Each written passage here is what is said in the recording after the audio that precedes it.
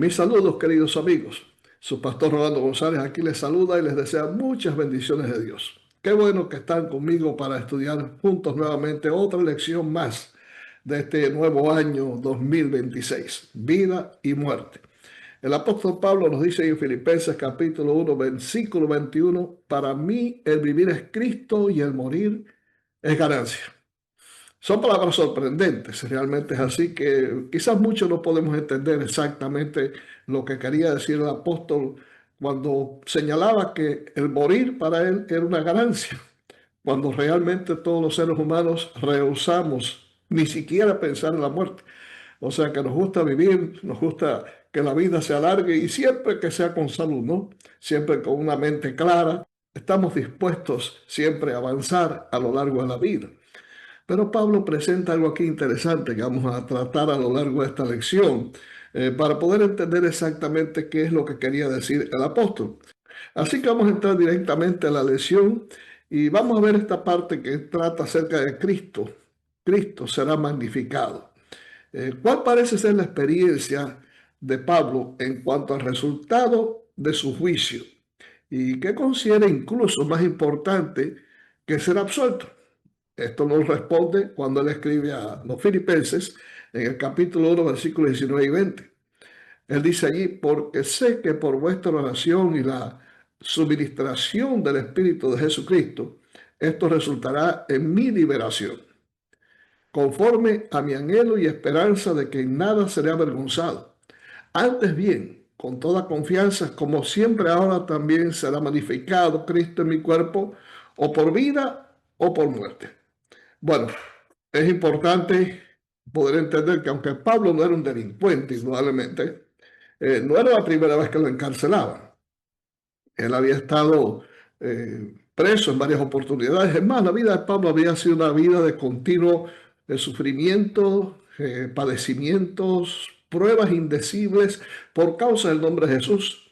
Su propio testimonio, cuando escribe a los Corintios en su segunda epístola, en el capítulo 11, versículos 23 al 27, así lo testiguan. Él dice en azotes sin número, en cárceles más, en peligro de muerte muchas veces. De los judíos, 5 veces recibí 40 azotes menos uno. 3 veces fui azotado con varas, una vez apedreado, 3 veces naufragué. Una noche y un día pasé a la deriva en el alta mar. Anduve de viaje muchas veces. Estuve en peligro de ríos, peligro en el mar, peligro entre falsos hermanos, en trabajo y fatiga, en muchos desvelos, en hambre y sed, en muchos ayunos, en frío y desnudez. Indudablemente que el hombre que había perseguido a la iglesia con saña estuvo dispuesto a padecer por causa del nombre de Jesús y entregar su vida si hubiera sido necesario, como realmente lo hizo por la causa más apreciada que él podía estimar, más que su propia vida, que era la predicación del Evangelio a todo el mundo.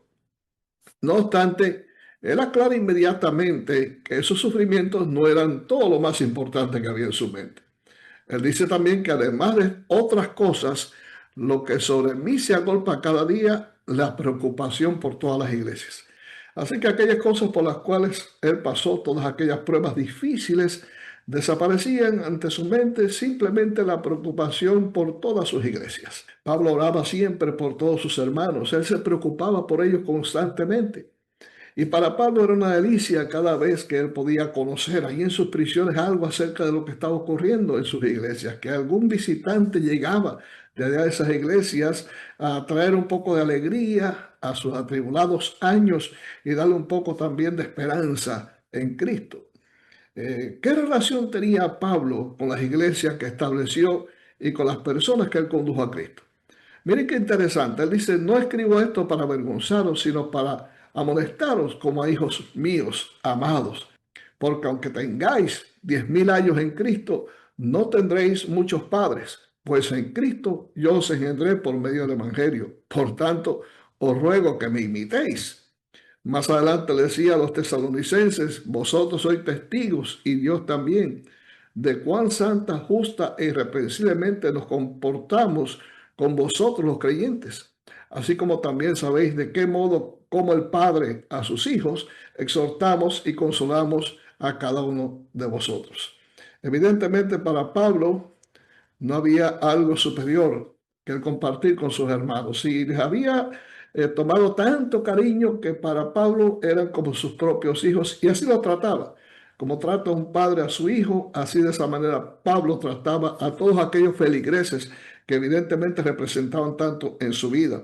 Y en esto manifestó Pablo el espíritu de Jesús, el espíritu de un amoroso Salvador, el espíritu paternal de alguien que se preocupa precisamente por sus criaturas. Pablo manifestó ese espíritu de tal manera que cuando él fundaba una iglesia, cuando él visitaba a los hermanos en aquellos recorridos que hacía, ellos se sentían muy contentos y felices con la visita de Pablo porque era alguien muy querido, alguien a que ellos apreciaban mucho, alguien a quien debían evidentemente lo que ellos creían y también la felicidad de ser ahora iglesia de Cristo. Pero no solamente Pablo, todos somos también partícipes del gran conflicto eh, que hace estragos en todas partes, a nuestro alrededor, a nosotros y a otras tantas personas que indudablemente son llamadas a padecer por causa del nombre de Jesús. De manera que todos de alguna u otra forma hemos sido llamados a padecer por causa del nombre de Cristo, porque estamos ante una guerra. Es una guerra que no es una guerra convencional, es una guerra espiritual. Y Dios indudablemente nos ha pertrechado con armas que son las que necesitamos para enfrentar esa guerra. Una guerra que es contra principados, contra potestades, contra gobernadores de las tinieblas que se encuentran en el aire. Pablo decía a los Corintios en su segunda epístola, pues aunque andemos en la carne, no militamos según la carne, porque las armas de nuestra milicia no son carnales, sino poderosas en Dios para la destrucción de fortaleza, derribando argumentos y toda altivez que se levanta contra el conocimiento de Dios, y llevando cautivo todo pensamiento a la obediencia a Cristo, y estando prontos para castigar toda desobediencia cuando nuestra obediencia sea perfecta. Estas armas espirituales son evidentemente letales para combatir a todos aquellos que realmente se levanten en contra del nombre de Jesús, para hacerle frente a los ataques de Satanás y poder salir victoriosos. Por eso es importante que podamos usar todos los elementos que el Señor nos da para nuestra defensa y también para nuestro enriquecimiento espiritual, para nuestra preparación para la vida eterna. Cuando Pablo escribía a los filipenses, ¿cuál era el punto que destacaba el apóstol, especialmente en el contexto del gran conflicto? Ahí donde Pablo precisamente dice, porque para mí el vivir es Cristo y el morir es ganancia. Mas si el vivir en la carne resulta para mí en beneficio de la obra, no sé entonces qué escoger. Bueno, Pablo estaba en un dilema, ¿no? Pero pensamos con la mentalidad del apóstol. Todo en la mente de Pablo estaba relacionado con su obra, estaba relacionado con la predicación del Evangelio, estaba relacionado en la manera en que él quería realmente agradar a su Señor y Salvador Cristo Jesús. Estaba relacionado inclusive también con el beneficio que él podía reportar a las iglesias. Entonces, para Pablo era importante poder entender exactamente qué era lo mejor para él. Si él pensaba de que morir por la causa iba a contribuir mucho más a la ganancia de las almas y que la sangre que él derramara se convertiría en semilla que haría que muchos fueran atraídos a Jesús y por su ejemplo y testimonio muchos aceptaran indudablemente a Cristo como Salvador, para él morir era ganancia.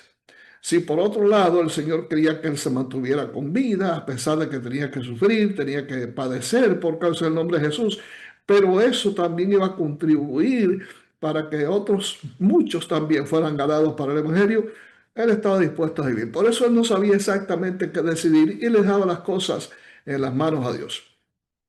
Mira, déjame decirte algo. El asunto de vivir o no vivir, cuando se está tratando precisamente el impacto que nuestra vida pueda causar o nuestra muerte en favor de la verdad, es una cuestión que no debiera preocuparnos. Muchas veces pensamos que vivir muchos años es lo más importante para poder producir quizás algún legado, dejar algo en favor de la causa de Dios y que nuestro testimonio pueda perdurar mucho tiempo más. He aprendido que la vida no es precisamente catalogada o pudiéramos decirlo de otra manera, que el impacto de una vida no se mide sencillamente por los muchos años que podamos vivir. Creo que la calidad de la vida que se vive, no importa si los años son muchos o son pocos, es lo que más importa. Hay personas que han vivido muchos años, pero han sido una tragedia para la humanidad, para el mundo.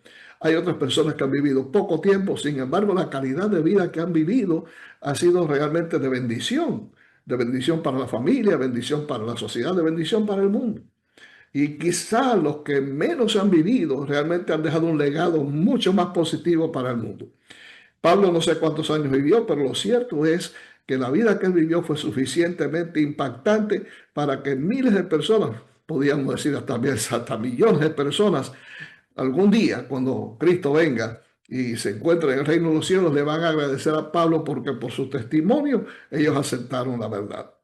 ¿Qué quiere decir Pablo cuando afirma que ser desatado y estar con Cristo es mucho mejor? Esta es otra de las declaraciones de Pablo que aparecen en la lección y quizás confunde un poco. Leemos el texto. Porque de ambas cosas estoy puesto en estrecho, teniendo deseo de partir y estar con Cristo, lo cual es muchísimo mejor, pero quedar en la carne es más necesario por causa de vosotros. ¿Qué quiere decir Pablo con esta expresión de que tiene deseo de partir y estar con Cristo? Está diciendo Pablo, como muchos piensan, de que cuando él muera va a ascender al cielo y va a estar con Jesús. Bueno, si fuera así, entonces no estaría muy a tono con esta declaración, lo que Pablo le dice después a Timoteo. Me está guardada la corona de justicia, la cual me dará el Señor juez justo en aquel día. Y no solo a mí, sino a todos los que aman su venida.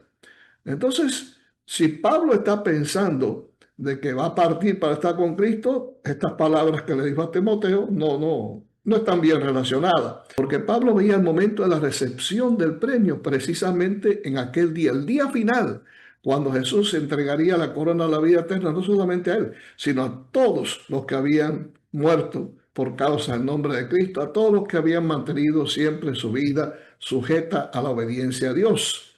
Por lo tanto, Pablo no se está refiriendo a esto. Hay algo más profundo que esto. Evidentemente, hay muchas pruebas que nos presenta la Biblia de que el hombre cuando muere no va para el cielo. La Biblia nos enseña exactamente que los que viven sabemos que vamos a morir, pero los muertos nada saben y tienen más paga porque su memoria es puesta en olvido. Pablo no se estaba refiriendo en ningún sentido a que cuando él muriera iba a partir para estar con Jesús. No, Pablo creía perfectamente y aceptaba lo que la Biblia enseña acerca del estado de los muertos. Pensemos, por ejemplo, en el caso de Lázaro, el amigo de Jesús, a quien Jesús resucitó cuando estuvo muerto y estuvo 4 días ya, de tal manera que, como decía Marta, todavía ya tenía mal olor, porque llevaba 4 días en el sepulcro. Si Lázaro realmente cuando murió hubiera ido al cielo y estuviera disfrutando del paraíso, no creo que hubiera estado muy contento con Jesús cuando Jesús lo resucitó, porque cuando lo trajo de vuelta a la tierra, los judíos andaban buscando a Lázaro para matarlo, así como querían matar a Jesús también. Y tener que experimentar una muerte adicional, eso no hubiera sido muy agradable. Quiere decir que Lázaro indudablemente no fue al paraíso. Es más, si Lázaro hubiera estado en el paraíso, me imagino que hubiera hablado acerca de eso. Hubiera contado a sus amigos, tal vez aparecería algún escrito ahí en los evangelios, lo que le dijo a los escritores bíblicos acerca de la experiencia que disfrutó allá en el cielo, pero no hay ninguna mención al respecto. ¿Por qué Lázaro no mencionó nada? Sencillamente porque Lázaro no estuvo en ningún paraíso. Lázaro estaba, como dijo Jesús a los discípulos, Lázaro, nuestro amigo, duerme, mas voy a despertarlo del sueño. Así que las personas que están muertas están dormidas. Es un sueño profundo del cual los va a despertar Jesús, o los va a despertar Jesús cuando Él venga por nosotros. Pablo lo que quiso decir sencillamente, y esto es más profundo de lo que muchos piensan, es que cuando uno muere en el Señor, realmente uno no está muerto para el Señor. Para el Señor no hay muerte. Jesús lo dijo claramente. Dios no es Dios de muertos, sino de vivos. De manera que aunque usted esté descansando en la sepultura, si usted ha muerto en el Señor, en la mente de Jesús, en la mente de Dios, usted está vivo, porque usted es heredero de vida eterna. en cierto sentido, el hecho de que usted esté ya en el libro de la vida, su nombre esté registrado en el libro de la vida, usted está con Jesús. Sí, usted está descansando, está dormido, pero usted está con Jesús. Y saber, Pablo, de que al morir muere sellado en Cristo, eso es como partir y estar con Jesús, sencillamente. Él sabía perfectamente que lo primero que él vería cuando fuera resucitado era Jesús. Y ese tiempo que habría de pasar entre su muerte y la venida de Cristo sería un lapso. Porque cuando usted está dormido profundamente y despierta, a usted le parece que simplemente han pasado segundos, pero pueden haber pasado 7 y 8 horas de haber estado dormido. Y así va a ser en la resurrección. Así que eso es precisamente lo que está diciendo Pablo. Él sabía que habría de dormir, pero inmediatamente estaría despertando para ver a Jesús y poder estar con él en gloria. El llamado que hace el apóstol es a mantenernos, por lo tanto, unidos en el Señor. Inclusive la última oración que tuvo Jesús por sus discípulos estuvo dominada por el pensamiento que tenía el Señor, la preocupación de que la iglesia se mantuviera en unidad. Y en esa oración, él oraba al Padre de la siguiente forma: Padre, que aquellos que me has dado estén conmigo, donde yo esté, para que vean mi gloria, la que me has dado, por cuanto me has amado desde antes de la creación del mundo. Y entonces él oró que fuéramos una sola cosa, para que sean uno, así como tú, Padre, en mí y yo en ti, que ellos sean también una sola cosa, para que el mundo crea que tú me enviaste. Entonces, cuán indispensable es la unidad en la iglesia según Jesús y también Pablo. Por ejemplo, en Filipenses capítulo 1, versículo 27, Pablo dice: solamente que os comportéis como es digno del Evangelio de Cristo, para que o sea que vaya a veros o que esté ausente, oiga de vosotros que estáis firmes en un mismo espíritu, combatiendo unánimes por la fe del Evangelio. Jesús dijo de esta manera: santifícalos en tu verdad, tu palabra es verdad. Como tú me enviaste al mundo, así yo los envío al mundo, y por ellos yo me santifico a mí mismo, para que también ellos sean santificados en la verdad. Evidentemente que la más profunda preocupación que tenían tanto Pablo y Jesús era que la iglesia se mantuviera unida. Pablo dice ahí en Filipenses a sus creyentes que le escuchaban o leían sus epístolas que debían portarse como es digno, lo cual quiere decir vivir como ciudadanos, ciudadanos del reino de los cielos. Cuando vivimos como ciudadanos del reino de los cielos, haciendo las cosas que a Dios le agradan, podemos mantenernos unidos en la diversidad. El hecho de que seamos de diferentes culturas y a veces tengamos diferentes gustos no quiere decir que no exista unidad. No, el tipo de unidad que Dios quiere es la unidad de principios, la unidad de la testificación, una unidad en doctrina, una unidad en pasión por salvar a las almas. Evidentemente, esto es uno de los retos más importantes que tiene la iglesia, poder alcanzar la unidad. Unidos y sin temor, que es lo más importante. ¿Cómo se relaciona nuestra unidad y el hecho de combatir unánimes por la fe del Evangelio, como dice acá el apóstol Pablo? ¿Se puede estar unido y a la vez combatir? Bueno, Pablo dice: solamente que os comportéis como es digno del Evangelio, para que sea que vaya a veros o que esté ausente, oiga de vosotros que estáis firmes en el espíritu, en un mismo espíritu, combatiendo unánimes por la fe del Evangelio. Claro que se puede estar unidos de esa manera. O sea, si estamos viviendo dignamente en favor del Evangelio de Cristo, estamos comportándonos correctamente, estamos firmes en un mismo espíritu, en una misma vocación de fe, y estamos todos unidos también en compartir nuestro mensaje, ese mensaje precioso que tenemos a otros que no conocen de Jesús. Evidentemente vamos a estar unidos en todo sentido. La estrategia que ha seguido el diablo a través de todos los tiempos es mantenernos desunidos a todos. El diablo ha querido que estemos separados en todos por cuestiones que tienen que ver con conflictos, que tienen que ver también con maltratos y otras tantas cosas, aún aspectos doctrinales que nos están separando muchas veces. El diablo está tratando de dividir para vencer. Jesús dijo claramente: si una casa estuviera dividida contra sí mismo, no podrá permanecer. Y el diablo sabe eso también. Por eso está tratando de mantener a la iglesia totalmente desunida. Nuestro mensaje nunca debe separarse de la misión ni de nuestra unidad. O sea, tenemos tres cosas importantes en las cuales debemos enfocarnos. Una es La presentación de un mensaje que sea un mensaje puro, el evangelio eterno, el evangelio por el cual Pablo murió. Y también que mantengamos nuestra vista en el cumplimiento de la misión, que nos enfoquemos en terminar de predicar el evangelio a todo el mundo en esta generación y sobre todo luchar, trabajar por la unidad de la iglesia, evitando que el diablo pueda desunirnos por cuestiones pueriles que realmente no son importantes. Son cosas que debemos mantener fuera de nuestro círculo de acción y nuestro trato con nuestros hermanos para evitar que la iglesia pueda sucumbir. Vamos a leer algunos textos adicionales y resumir brevemente el tema que tienen en común. En Mateo capítulo 10, versículo 38 dice: el que no toma su cruz y sigue en pos de mí, dijo Jesús, no es digno de mí. También en Hechos capítulo 14, versículo 22 leemos: confirmando los ánimos de los discípulos, exhortándoles a que permaneciesen en la fe y diciéndoles necesario que a través de muchísimas tribulaciones entremos en el reino de Dios. Romanos 8:17 dice: y si hijos, también herederos, herederos de Dios y coherederos con Cristo, si es que padecemos juntamente con Él, para que juntamente con Él seamos glorificados.